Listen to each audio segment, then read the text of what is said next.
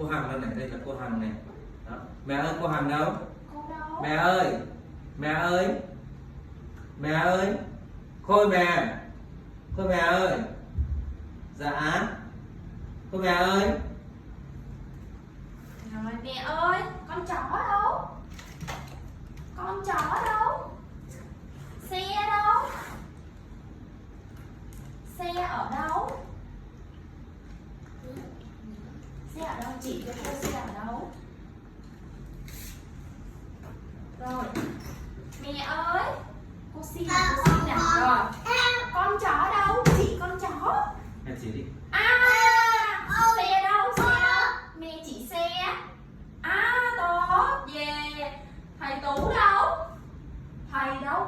Thầy. Thầy. Thầy. Chỉ tôi làคนnày rồi đấy. Mẹ ơi. Mẹ ơi, Ngồi lên. hình tròn đâu? Ngồi lên rồi này. Mẹ ơi, hình tròn đâu? Mẹ chỉ cho đi. Hình tròn. À, tốt. Xe đâu? Xe.